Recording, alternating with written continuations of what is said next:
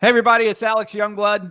I am back with another guest interview for Wholesaling Houses Full Time. I've got Rick Ginn and Zach Ginn with me on either side, right? So that's pretty awesome to have you guys, a father and son team. That's not something that happens very often. And it's actually something that I'm really looking forward to. So obviously, I'm getting older. I'm 38 years old. I've got a 10-year-old son. And hopefully one day he will be able to do what you guys are doing, which is absolutely amazing. So this is kind of like a double interview that we've got going here. Right. All right, I'm going to adjust something here. Oh, I think I'm okay with the camera. So you guys, as you guys are coming on, just let us know what market you're in, where you're at, and all that good stuff. And I'm also going to make sure that we are going live within the group itself. I know we're on the main page. But go ahead and Rick, why don't you tell us a little bit about yourself and how you got started in real estate? Were you in real estate your whole life, or what were you doing before that, and what got you into it?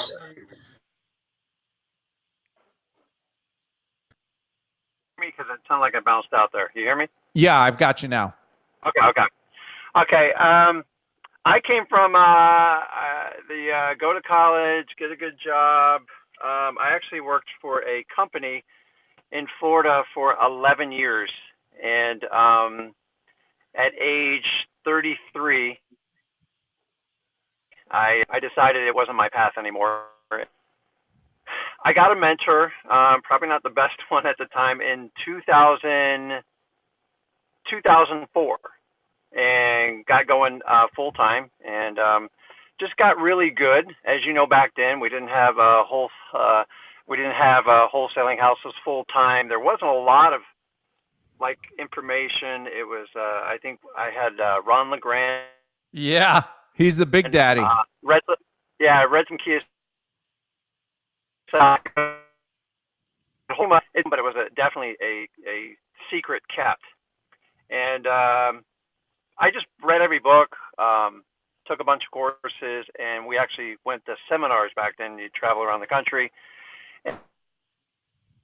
And I rehabbed a couple houses, and then I decided I didn't want to do the corporate thing anymore. And so for 6 months, I pounded away. I followed a system, and I did very well. And that's kind of my story. I haven't looked back. I've been doing this 15 years. So when I started, I was 3 or 4 years old. Yeah, nice. So very nice. So my why for doing is working 80 hours a week in a corporate job, and I watched my bosses get fired, transferred, and I just made a conscious decision. There's got to be a better way.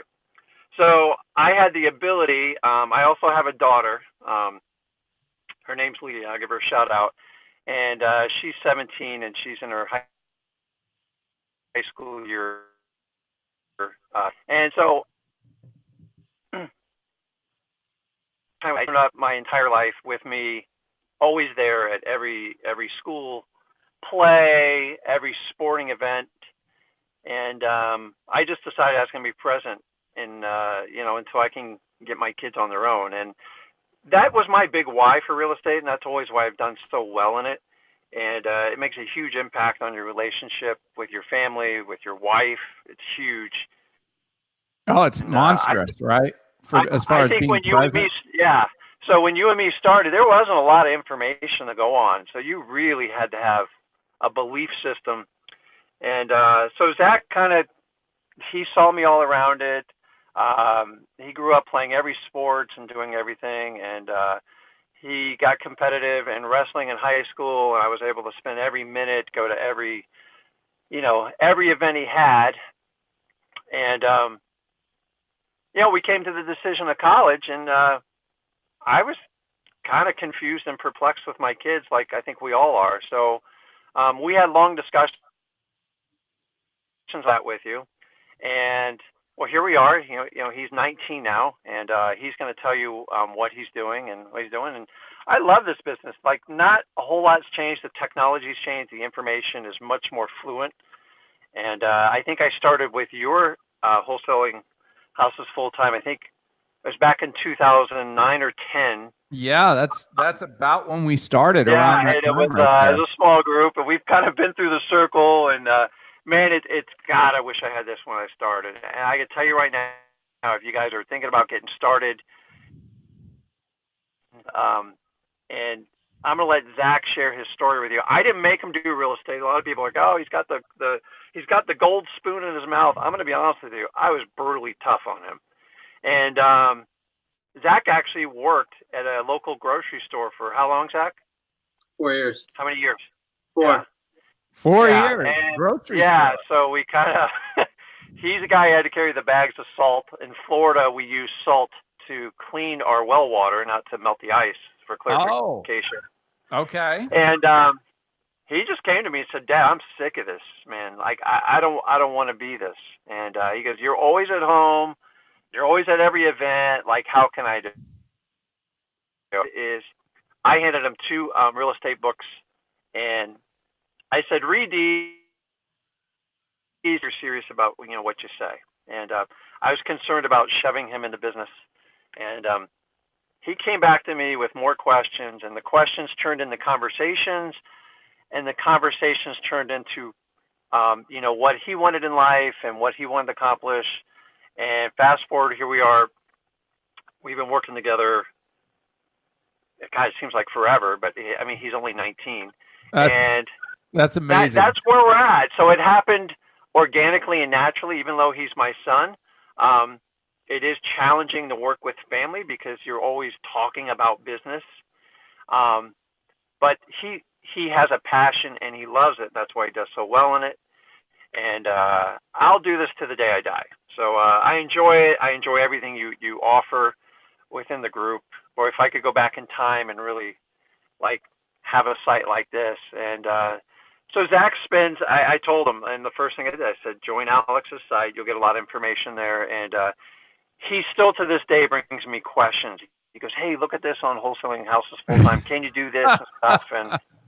And we talk about it, and I always try to provide on your site from value and but it's fun. You can reflect back, and now he's going to the point where he's reflecting after doing this a few years, maybe he shouldn't do that, or maybe I said, well, reach out to him and help him out, and that's the awesome part of the networking, and especially with Facebook. So yeah.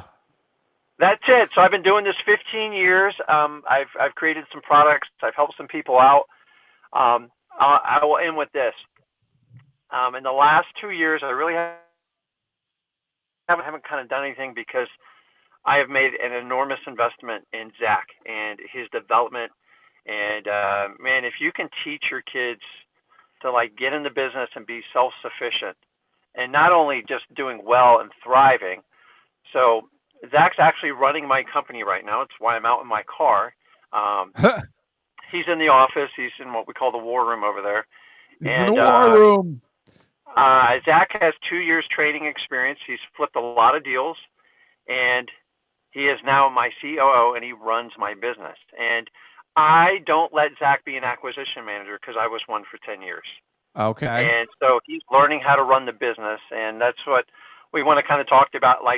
So I want Zach to share with you how he got started, really cool story, and where he is 2 years progression. And, everybody kind of knows my story, but honestly, my son is probably my greatest accomplishment in real estate because now I have a master plan. I never meet with a buyer.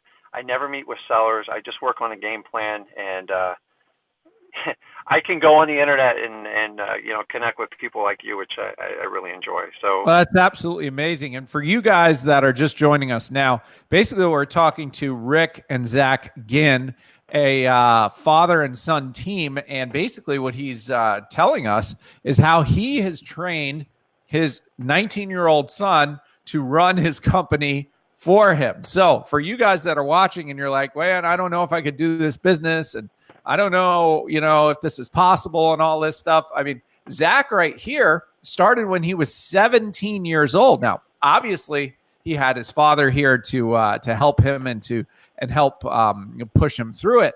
But he's been doing it for 2 years.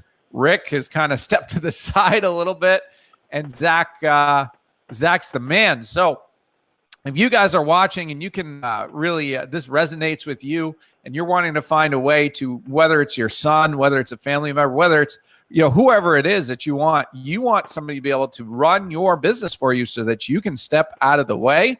If that's something that resonates with you, give us a thumbs up, give us a like, share this video. Let's try to get as many people as we possibly can to put eyeballs on this, because this is what it's all about. This is freedom, right? This is what we are truly searching for in everything that we do. If we're stuck behind a desk and we're worried about taking all the phone calls and we're worried about looking at all the properties and we're worried about all the little minutia that comes along with this business, we're never going to really truly experience that true freedom, because we're just it's all up in our head and we're all worried about things all the time. It's absolutely crazy, right? So Rick has shown his son how to run his company. And now also Zach, right? You're not probably caught up in the minutia and all that type of stuff.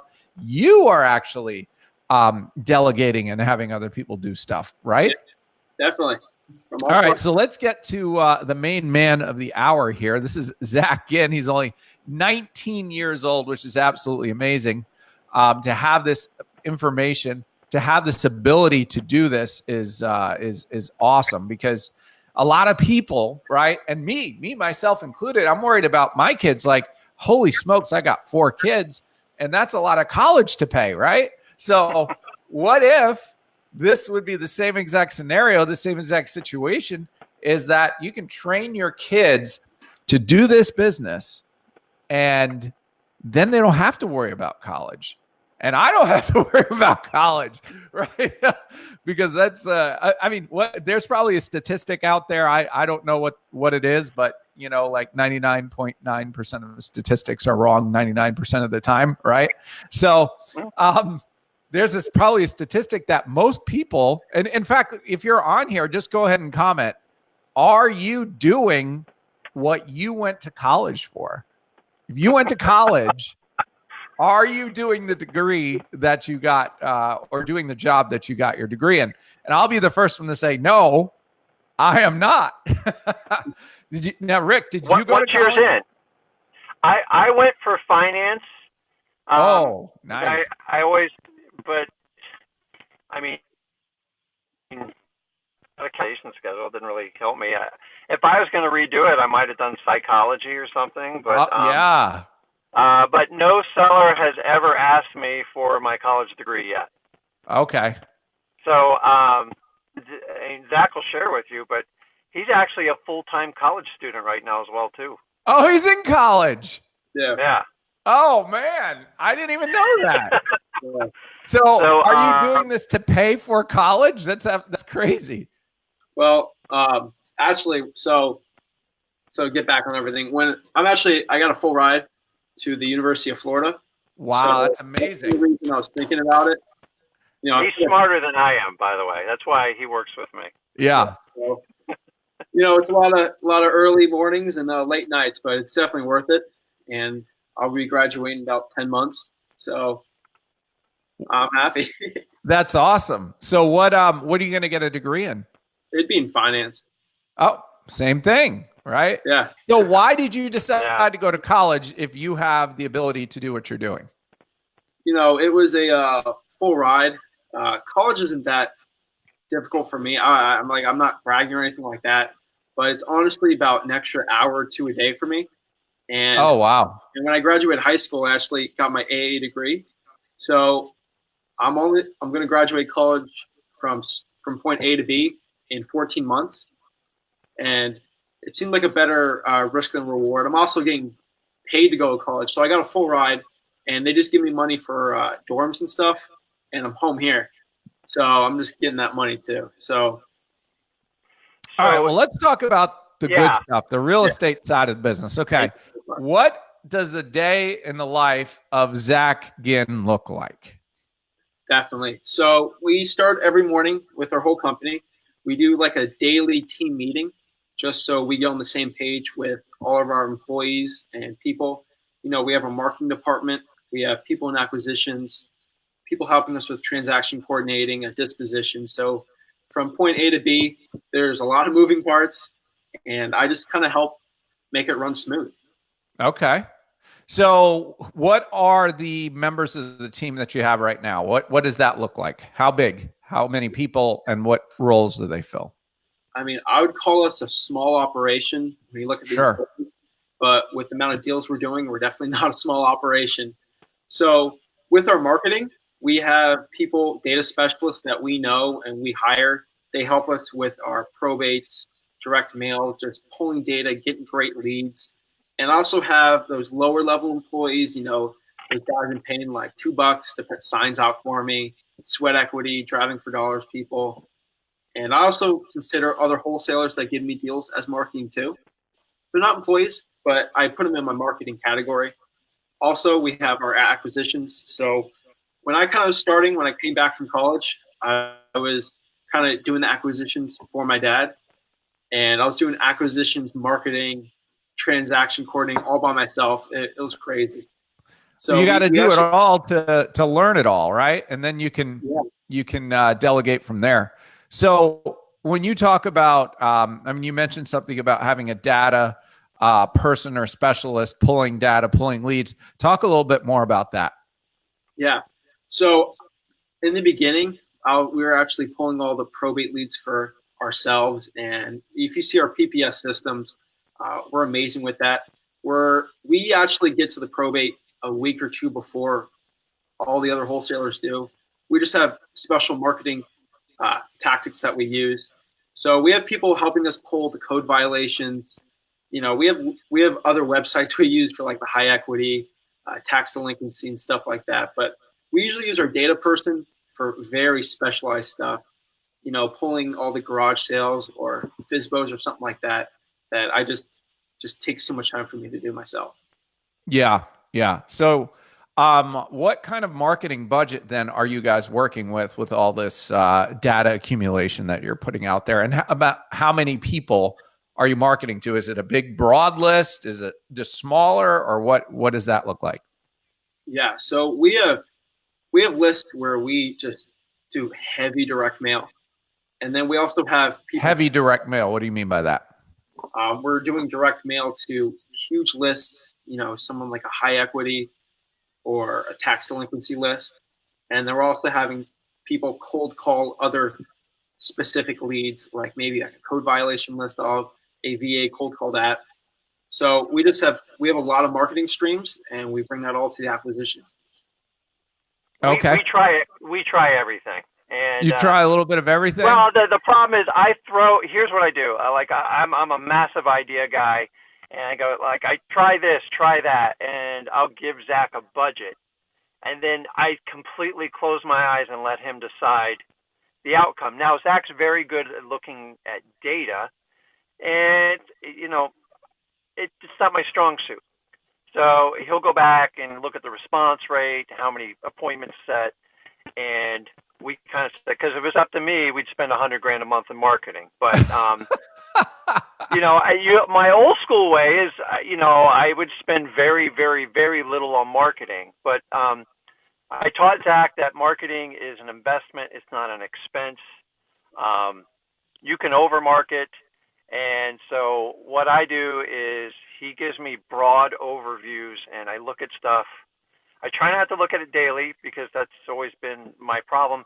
So I'll look at reports weekly, biweekly, monthly, and then because sometimes as investors we kill ourselves. We'll spend $5-6 on like a direct mail campaign and look at it every day, and then on the 31st day, which doesn't register that month, you get a big deal and make 30-40 grand. Yeah. It's like, oh, we got to do this all over again. And part of working with a team, emotions out of the numbers. So like once you get over, like marketing is not an expense, it's an investment. It doesn't always work out. We do a lot of cold calling. Sometimes it's highly profitable. Sometimes so Zach's main job is to filter the data and put practicality. And he spends a ton of time with the acquisition guys that go out and he'll also, he'll do the follow-up. And then with the data people, it's a different conversation with them. So we're constantly, if you've ever gotten in the probates, one county is easy, two's challenging. Once you get 4 or 5, it's a full-time job for someone to pull the data. So Zach takes the leads, gives them to the salespeople, and then they report back to him and follow up. We use Podio like kind of everybody else does. So you mentioned you were cold calling. Do you have a cold calling every position in-house team, or are you outsourcing that to like the Philippines or something? I'll take this one real quick. I've tried everything. So I'll give you a couple tips. In the beginning, I killed my staff cold calling, and I actually killed Zach cold calling when he was up in his dorm. He would literally cold call. How many?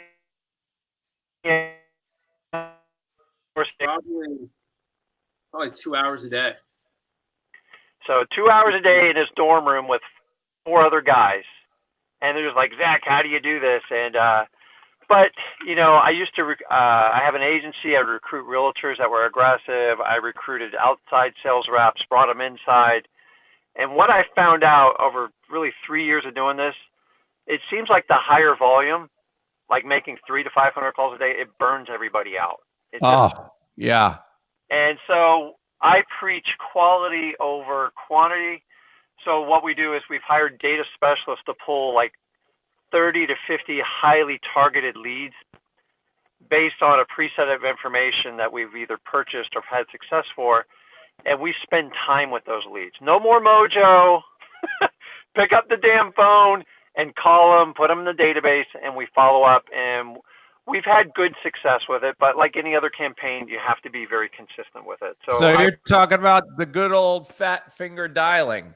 Fat finger dialing, because I think Zach made probably 400,000 mojo dials himself and got amazing deals. And I remember saying to Zach when he was up in school, I don't want you to cold call anymore. You've proven to me. Let me teach you how to train people to do it. So he's going through all that now and working with people. And the biggest tip I can give you, if you want to bring in a family member, especially a son or a daughter, is, learn from your mistakes. I was there for 10 years because whenever I wanted to go on vacation, the phone didn't stop. I was stressed if a deal was going to close. Am I going to get funding? Did he sign the assignment agreement?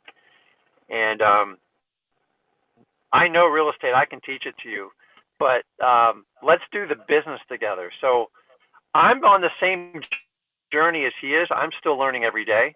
And I use outside consultants all the time to help fine-tune things. ABL, that's what I say, man. Always be learning. ABL as well as ABC. Yeah, so always be closing.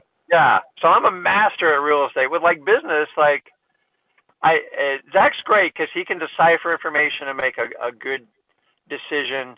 I'm like most other investors, like all in or like nothing. And if you're going to run a business, it has to be a steady machine. Yes. We're not producing widgets, but we are producing marketing that creates widgets, which are, buying and selling houses. So, that's it. So Zach's, he's running the company. And what I want, and if we have their permission, is I'd like Zach to kind of share a story actually when he decided to do real estate, actually exactly like how he got in this business, because it's a really funny story. Absolutely. Really so good. Go ahead, Zach. So let's do this. Okay, so first you talked about your marketing, right? That's your first department that you've got, and then you've got acquisitions, right? So let's just go through those parts real quick, and then we'll get to his story. So you got marketing, and then you got your acquisitions, and we'll go through this fairly quickly. How many people? 2, 3, 4, 5? How many acquisitions people? We're at one right now. That's all we usually need. Just one. Yeah. And it's not Zach. That's the key. And it's not Zach. So we have marketing, we got acquisitions, and then we've got transaction right? Transaction coordinators, because we need help sometimes, because we sometimes wholesale the properties. So I need someone idle. Great way to do it. Like that. And then we have dispositions, which, if we wholesale it, they get connected with the buyers, or if we wholesale it, bring it on the market and see what we got to do to get the best value out of it. Very good. So do your dispositions and transaction coordinators, is that the same person or you got different people? I mean, right now they're the same person. Yeah. I would have to switch them up. But right now, I mean, we're wholesaling some deals. So they're kind of doing it all at the same time. And for those of you that are listening, when we say wholesale, that means we're actually buying the deal, taking it down, buying it, getting hard money, private money, your own cash, whatever it is, and then putting it back on the MLS, maybe do a little bit of cleanup to it, and then just letting the market go to work for you. That's what a wholesale is. So, okay, cool. Yeah, a relatively small operation, but doing really, really well, which is awesome. So, Zach, how did you get into this business, or what's your story? Yeah. So just really quick before that, if you're more interested in that whole systems thing, a great book is Traction. Yes. Or that, or EOS. I really like that guy. We kind of based it off of that. So Gino Wickman. Yeah. Yeah. Great guy. So how I got started really was, like Rick said before, I wanted to get started in real estate, hated my job. And I'm kind of like, show me, like, hold my hand. Let's do this. And he's like, take these books and bring me a deal.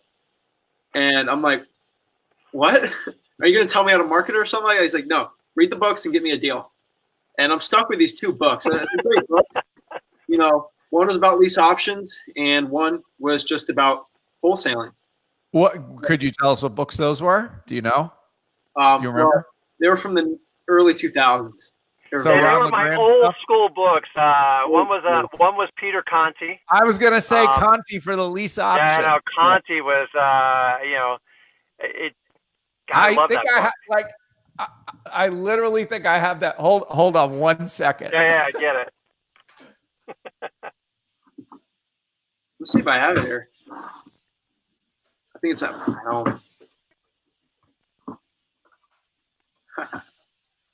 Oh man, 2 books. Yeah, that's how I did it.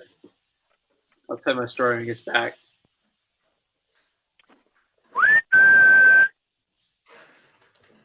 So this one, maybe it's not the same one, but that's it. Yeah, those. Yeah. It's one of the books that kind of really got me fired up about creative investing in real estate, and I don't know about you, but I thought it was a really simple book to read, and it opens your eyes to the possibilities in real estate. Oh yeah, I mean, when I read this, I had no idea really what I was reading at the time, and I mean, this is from, let's see, this is from 2003, I think.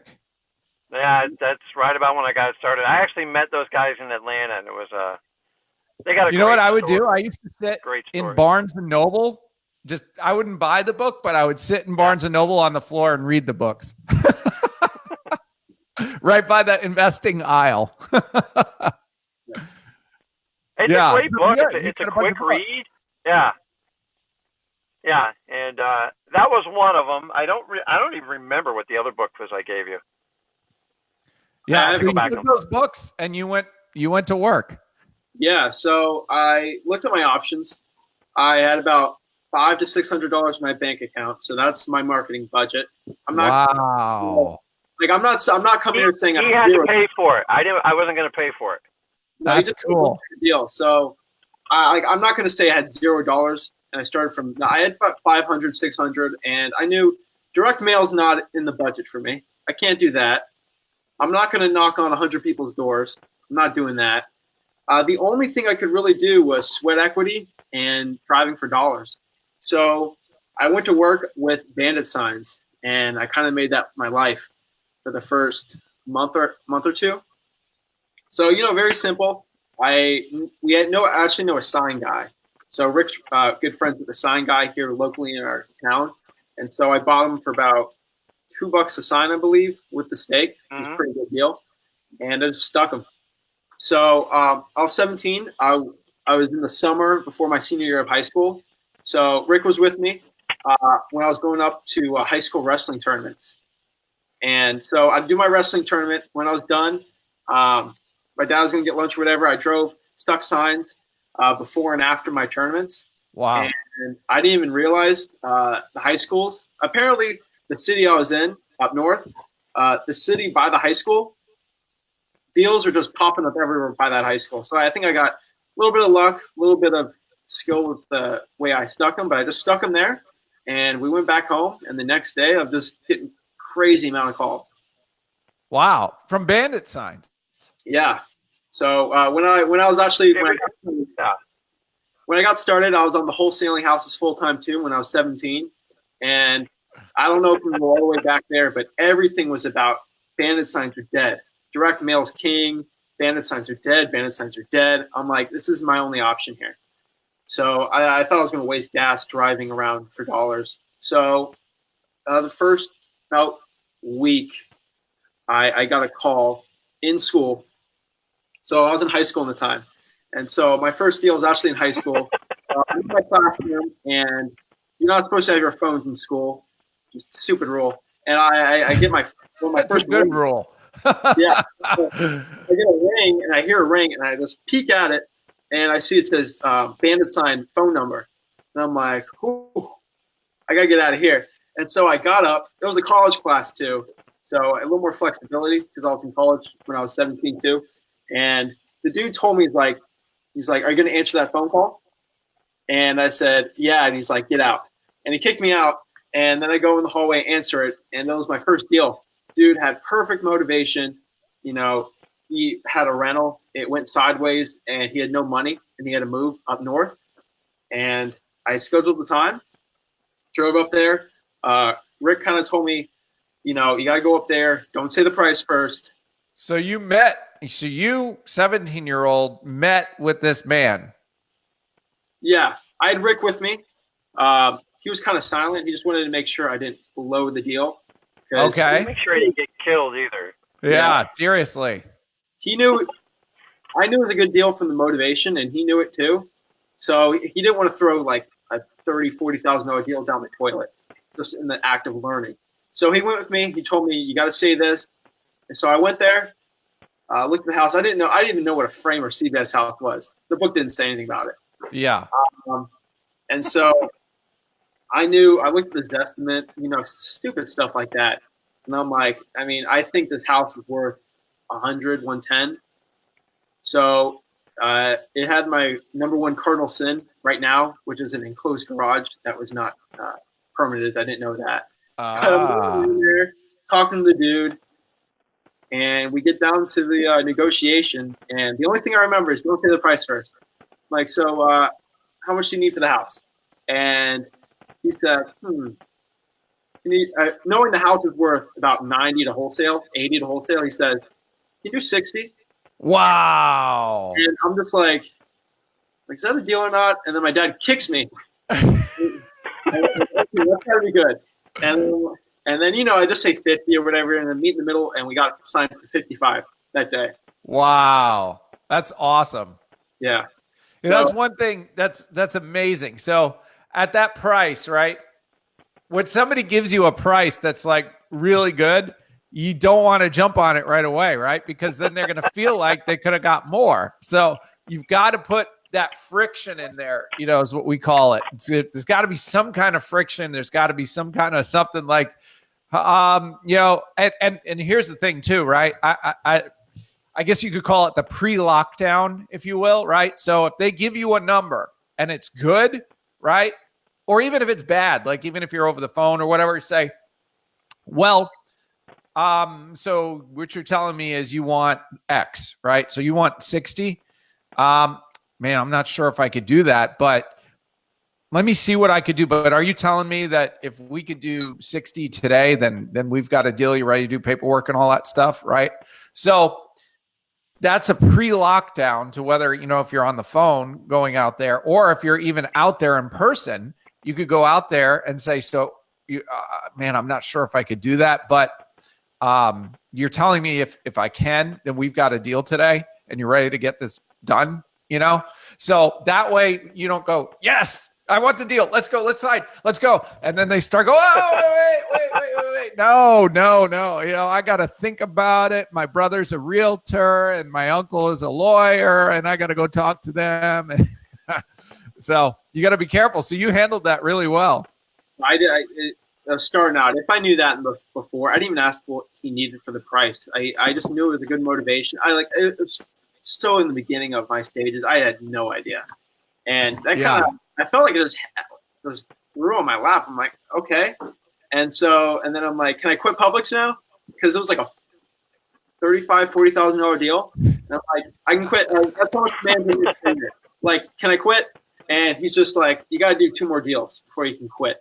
No, you're stupid. You got to make $100,000 before you can quit Publix. Yeah. So I was kind of like, okay. So how did you like bagging when you went back there? You're like bagging for whatever hourly, and you're like, man, I just made 30 grand. I like, eggs got broken everywhere. What's that? Eggs got broken everywhere. Oh man. So, and then I got some money from that deal. So we got the money there, and I'm like, I'm going to triple down on those bandit signs. So I went from 1 city to 3, still going to my wrestling tournament, sticking them before and after. Sometimes during like a lunch break or whatever, I'll stick some out. And I can go on my first other deals, but 2 deals later, I walk in there, quit. So I was getting about a deal or 2 a month. So after month 2, I was at 3 or 4. This was 2 years ago, and I quit. It was great. So I still have. That's awesome. I still have a resignation paper in my my room. Let me ask you this: how much of that deal did Daddy Rick let you keep? I still have my first check. I think it was somewhere between 10 to 15%. I think. Okay. So he told you how to do it. Yeah. So for clarification, he went out and did the hard part, which is getting the deal. So he wanted to do bandit signs. I made him pay for it, and then I gave him a script, and I said, "Sit there and rehearse with me." Because no, I got it licked. And next thing you see him running through the house, people screaming at him. But like he hung in there and did it. I didn't do it for him. I said the hardest part is just to find. If you can find a good deal, the money's always there. Now I've been doing this 15 years, guys, but I'm just telling you, I made him pay for his own marketing budget, do everything. I would reimburse him on it, and then we graduated to the point. Now Zach could easily do a deal on his own and fund it now. Yeah. But so he decided to kind of join my team. I had a team before Zach. You know, we have issues like everybody else does, and the business. And I'll let you in a little secret. He's better. I didn't figure it out till I was 33, 35. I quit my corporate job at 35. He quit his part-time grocery store at 17. So we just turned the learning curve up. Absolutely. And so Mike, do that. You can have these conversations. We've had one of the most difficult universities in the state of Florida on a full scholarship. They actually pay him to go, and I get as fast as you can. They will not be the 4 years of your life. And then number 2, no debt. You cannot accrue debt. It doesn't work because you will not get an ROI on it. And he listened to it, and he got through it a little fast. And here he is. So he's coming out of college with not a job, an opportunity. And his mother says I couldn't give him the official COO title until he had his degree. Okay. Make more money than he'd be independently because we are doing deals. And Zach won't share this. He's almost proud of us, working with the staff and the stuff. I don't spend as much time doing that because I'm kind of off doing other things. And I wanted to kind of share the journey of 17 to 19. And Zach just bought a house down with the acquisition guy last week. How old was that guy? 70 what? Oh yeah, he was 72. I didn't go by myself, dude. Okay, so he's 72, training an acquisitions guy. A 72-year-old acquisitions guy. Wow, that's amazing. And Zach, just like he goes, I'll get through it. And Zach he'll be honest with you. When he was my acquisition manager for a short time there, he got a lot of resistance from people. But I taught him, I go, your age is not an obstacle, it's an asset. Yes. And show them what you know. And once you demonstrate you're really confident and you can help people out, the age just, it goes by the wayside. So anybody that you know, in your site there saying, yeah, I'm only 17, I'm only 18, I'm only 16. Honestly, it doesn't matter. I had to wait till Zach could legally get on the corporate paperwork to be able to sign the contracts. Yeah. Yeah. You know, so every state's a little bit different, but you know, it's 18 in the state of Florida, so we had to wait for that. So, it's just, to be honest with you, like Rick, where have you been? I've taken the last 2 years, and honestly, I think I've created my ultimate masterpiece, because now, man, Zach will tell you, my wife will tell you, I have a ton of time. And don't overly share that with my wife, because I have a ton of time. So we're doing things like shopping and stuff. Like, I love to fish. Everybody knows me. And, yeah, I'm going to go back and put some products I use in my business to help people out. And the cool thing is Zach gets to implement them. We're having a blast in what we do. And as you know, we're in a highly competitive market here in South Florida. Yeah. Oh, yeah. So, okay. So, yeah. So you did your first deal. And then from there, like you said, as he got older and everything, you were able to put him on the corporate paperwork so he could sign the contracts and all that kind of stuff. And it's pretty much been hands off for you, which is absolutely amazing. So Zach, I mean, what would you say? I mean, somebody going out and doing bandit signs is one thing, right? But you guys have something that you call your priority probate system, right? So if somebody wanted to start working with the probates, and the whole idea behind the probates, right, is getting to them before all the data aggregators get to them, right? Yeah. So give us some tips about that, about working with probate leads. And are you seeing consistent deals from probates, or is it a here and there kind of thing? Or what's your marketing to probates kind of look like along those lines? Yeah, definitely. So I'll give you a quick background. So we bought a probate deal last month that we wholetailed. So I just it was local. So I just should drive there really quick and just put a lockbox on there, because acquisition guy got a contract. Check the mailbox. The dude died like 3 months ago. Oh, wow. I'm like, whoa. We got like 5 realtors, 5 investors, 5 direct mail postcards. It's just filled up. And yes. I'm like, Jesus. And I was the first person to actually have my name in front of them, the person, the PR that went to the house and saw it and called. Okay. And you actually called this person? No, they called from direct mail. Oh, you hit them with direct mail? Well, it's a direct mail probate. So it's in our PPS system. So right. Every investor does that now. A different thing we found out was there's investors just sending 5 things of mail now, and they're coming to our market, and we were faced with that problem. And I found a way to actually go get in front of the probate, talk to the person in person a week before the mail even comes out. So usually when you pull the probate, it takes about a week to, like once you get the probate, you put in the mail, send it out, it takes a week. I found a way to specifically cold call that person with other people on a specific list to actually talk to them and get the deal before anyone's mail even reaches them. Okay. So you're talking about when a certain document comes out in the courthouse, that you're pulling them off that? Is that what you're talking about? Yes. Okay. So meaning you're getting to the courthouse before all the other investors are getting this data that they're buying from an aggregator or something. Is that what you're referring to? Yeah. So okay. So courthouse knows me pretty well. from my earlier days, just going there all the time. So they know me pretty well. They give me all the information I need. But I kind of shift that over to our data person. So the relationships with her now.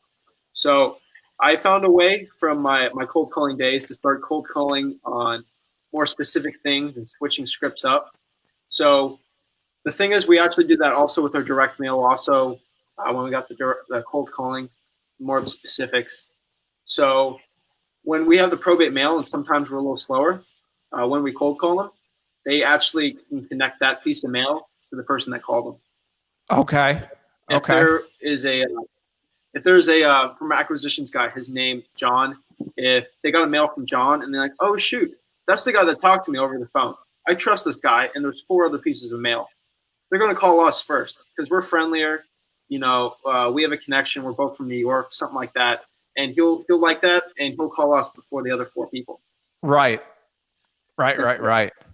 So that kind of makes us different in our market than the 5 to 6 other people doing the mail. Okay. So the cold calling aspect to it, plus the mail, is what connects it.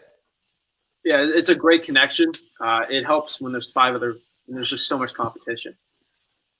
Yeah. You definitely have to get to it before that. And Alex, just to let you know, so I launched PPS, which was my exact probate system. I think it was 4 years ago. And yeah, I think I remember that.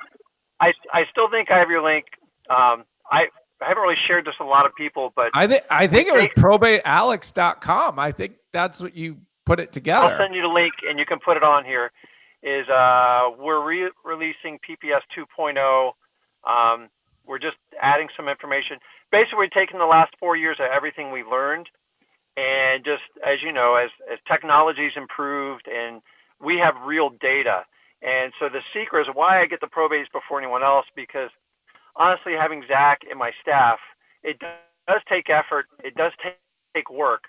But the number one thing, if you guys are doing probates, it's consistency. If you consistently do it, I've been doing it, I'm going on 5 years. They are my best deals. So I'll share that link with you when it comes up. I'll actually make it available first on your site. It's just an updated version. It's really cool. And Zach specifically teaches what he just showed you. It's a little bit more involved, step by step, really inexpensive product. And I only use stuff I use in my business. So we'll share that in a little bit more detail, and I'll make that link available too. I think Zach has a link for your audience members. What did you create, Zach? Yeah, so when I started out, my first year, I had to get a little grasp. I was still new. I kind of created a little ebook just specifically for 16, 17, 18-year-olds, just to show them kind of how I got it, put it in super, super simple. Because when I read those like lease option books, I was just like hit like a train. I'm like, what? So I created a thing on kind of someone who doesn't have a high budget, a lot of sweat equity, driving for dollars and bandit signs, the stuff that really got me into it.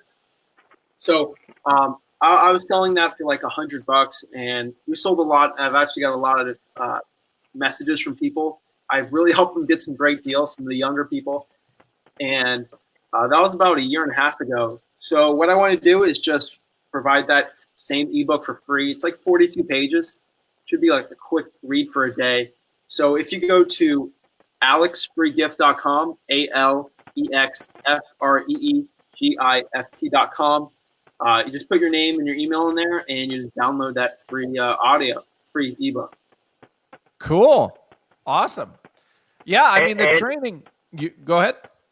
Yeah, and so like one of the things I've learned is, I made him document his process so he could always remember how he did it. And then I get so many people like, Rick, how do I get my kids involved? And I'll tell you, everyone, and I'll tell you this for your own kids, just engage a conversation that involves real estate.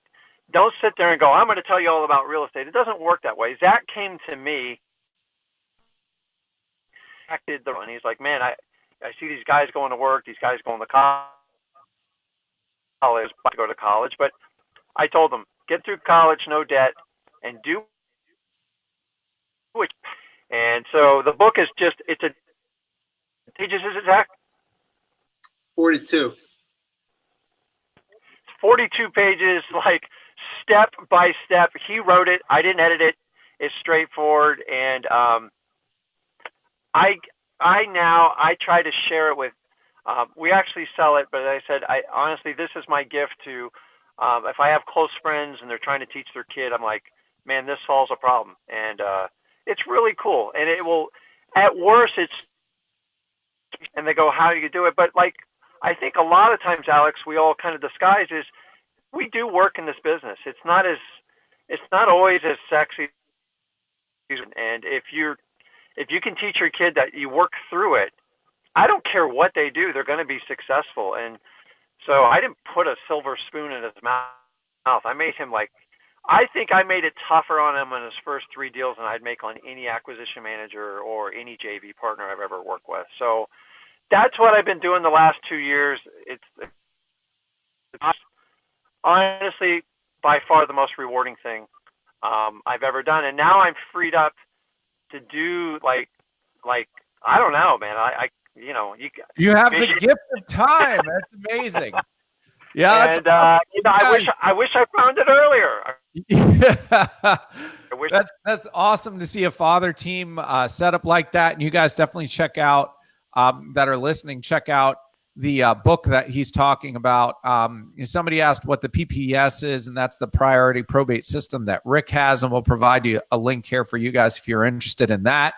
But one thing I wanted to also emphasize here is the ability, that Rick trained his son and gave him step-by-step information on how to go about doing the business, and he actually held his hand and he implemented it, right?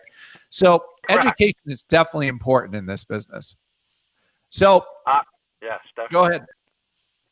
So and Zach has pointed him to go to Alex's site. It's got great information. There's plenty of feedback, and he'd be in it for like hours. And so, downloading a free ebook, having your kid review a site. Man, I love video because it's kind of spoon-fed to you. So just want to get started and engage somebody, a family member especially, this is the best way to do it. Yeah, absolutely. So if you guys can check that out, you can check out the link that we're going to put there for the priority probate system as well. I appreciate both of you guys being on here. You guys also, if you're looking just to get started in the business, I've got an accelerator program that you guys can jump into. We'll post a link for that as well. And we'll schedule a time to see if it's a fit in working with us in our accelerator program, in which we take you from zero all the way to the point of getting a deal. We have our own little marketing tactics and things like that we pride ourselves on, that we give our students. And a lot of times they end up running into probate deals without marketing for probate deals, which is pretty awesome. So do you guys have any questions here for Rick or Zach? We'll hang around for a little bit with regards to that, but we're going to jump off here soon. We've been on here about an hour. Wow, time flies. Yeah, it does. So if you guys have any questions for Rick or Zach, we are here for you to answer that for you. So Matt had asked, what was the PPS? That's the priority probate system that Rick has, which shows you how he goes about getting probates before they even, as soon as they're hot off the press. So showing you how to do that. And let's see what else.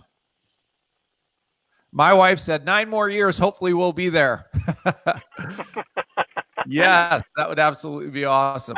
You can definitely cut the 9 years. You can cut the 9 years down, man. I'm telling you, age is he's 10 years old. My oldest is 10 years old right now. He's like, Daddy, I want to work for you. I want to work for you. You see, so I've set the bar at 7 to chop it down to 14. It's yeah. it's a really cool business. To think back in 2003 and 4, I would be in the position I am now. Man, I can tell you, I kind of kid around with Zach. I haven't set an alarm clock other than to go fishing in 15 years. Oh, you're just showing off now, man. I just like honestly, up and I do my routine and and you don't always need this big giant staff to run a business. I mean, it's No, I don't share my numbers publicly, but I got to tell you, man, it's amazing because I still think we're proportionate in our marketing budget because, as you know, the more you spend on marketing, you've got to have processes and you systems definitely in place. do, or else you're wasting money because you're not processing it. Yeah, See, David so. said just logged on now, but not sure if you addressed this already. But what is the best lead generating source? I mean, the best bang for your buck, in my opinion, still is bandit signs. I think per month we spend $100 and we get a deal from that. $100. Yes. $100 and a little bit of labor, right? That's bang for your buck. But if you want consistency, the mail, it never ceases not to get a deal from the mail every month. Yeah, I mean, we spend, but like honestly, it's not an expense. It's an investment. But keep in mind, guys, I've been doing this a long time. I'm not telling you to just jump in and do direct mail. How many pieces are you mailing a month? Zach, yeah, Zach, how many pieces are you mailing a month? It's definitely. I think we're at the 15,000 plus. 15,000 pieces. And honestly, I would do 50,000 if we could manage it and keep the numbers consistent because I've done the big numbers and it's your deficiencies can come out quickly. Oh, and you scale your problems. That's a problem. Yeah. And so, keep in mind, I have a very competitive market. I've got a bunch of wholesalers in my area, and honestly, I got Tom Kroll. I've got Ugly House Buyers. All these guys have been around, and we rarely step on each other's toes. So we focus on what works for us. I don't care what the competition does. It's pointless. So if you guys are worrying about competition, you're worrying about the wrong thing. We're extremely consistent in our process. When we engage a customer, they're ours. Like we don't let anybody beat us out to it. So it's a little tidbit for you there. Just stop worrying about what your competition does. But what Matt says, what is you can get all the leads you want. Yeah. Go ahead. Well, one thing I love about probates is they're always new every month. So if you mess up one, they're always new opportunity. What is the? So, go ahead. I was going to say, Matt says, what is one thing that took you to the next level? And I guess that maybe either or of you can answer that. Yeah. I'll let Zach go first. Yeah. So one thing that took me to the next level, especially with some of our more marketing stuff, I think marketing's the best thing. I mean, acquisition's great, but if they got no leads, there's no point. So I went in a really deep dive with the numbers. I started tweaking our direct mail and bandit signs. I switched from the white signs, white on like a blue, to a yellow and black, and that increased our calls by twice. Wow. Yellow and black did better than white and blue. Nice. Yeah. You found that out. I didn't. Awesome. And then, I looked at the numbers deep. I'm like, this city is very well. This city, I never get calls on, no deals. And then I'm going harder on this there. And then with direct mail, we've increased our call rate from about 1.5 to like 2.5 from just tweaking colors and the wording and everything like that. So it's doubled the amount of people that get in. And if that creates 1 to 2 more deals, it's just the next level. Are you guys seeing a 2.5% response rate on your mail? With the new one we did, yes. What was your new one? What did you do?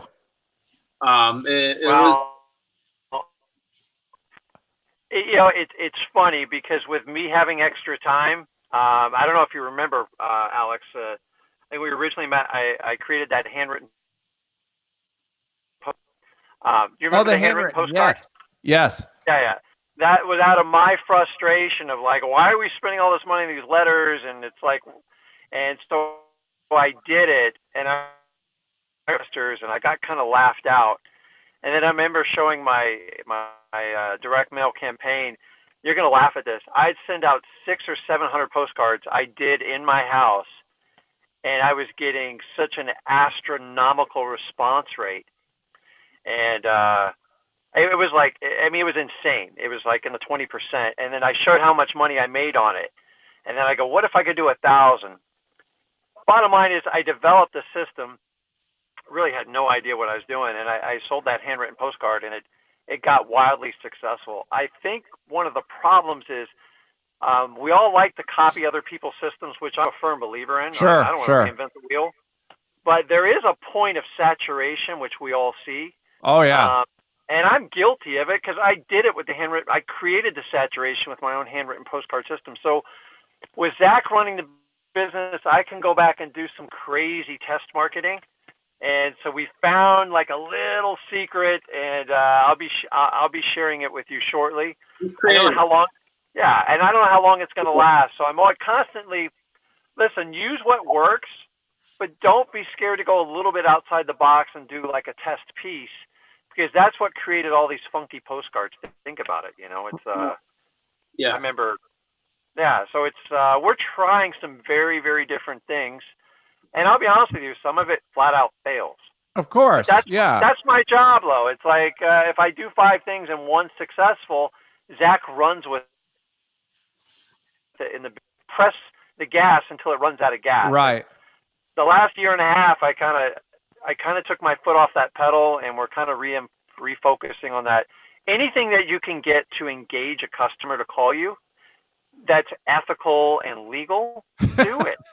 Like, don't, but like I've learned what not to do. I did some of those scare postcards, and I'll never do that again. I mean, that phone. What do you mean, up. like termination notice? Yeah. Well, we've been trying to contact you. It's urgent you contact us immediately, and your phone will blow up. But it's careful. Your house might too. So it's like I've just kind of, as you do it after a while, do that. But as far as what catapulted me, honestly, just learning to invest in yourself. And remember, investing your money. Money will make it faster for you. But, reading books, I'm a big podcast guy, watching videos, and just invest yourself. Take some time out and see what you truly want to accomplish in this business, and see if the business will give you the lifestyle that you want to accomplish. And if it is, it's fun. And if it's not a good fit, then that's when most people have problems. You can't just do it for money. I did this for time. Yeah. I get time back. Time's more precious than money to me. Especially time is absolutely I'm approaching the big 5-0. So it's time is everything. Time is everything. If you make all the money in the world but you got no time, well, then you got a problem, right? So you got to find you got to find that balance to where you can buy your time back. It's all about lifestyle design. Yeah. So I hustled, and now Zach, he has what I call a focused hustle grind. So I'm all about, like, all I knew how to do was hustle when I started. Now there's enough tools and enough knowledge out there where you don't have to, like, I'm all about the hustler, and you prove it, but then you got to turn it into a business, and that's when the real maturity comes forward. Absolutely. All right, guys, we have been over an hour now, so I appreciate y'all's time. I appreciate everybody's time that's signed on to watch here. We'll post those links that you're talking about, and people can check those out if they want to. So I appreciate you guys coming on. This is pretty awesome. We got a father and son team. That's not something that you see very often in this business. So appreciate you guys' time. Hey, thank you again. I appreciate the time, Alex. No problem. Take care, guys. Okay, buddy. Thank you.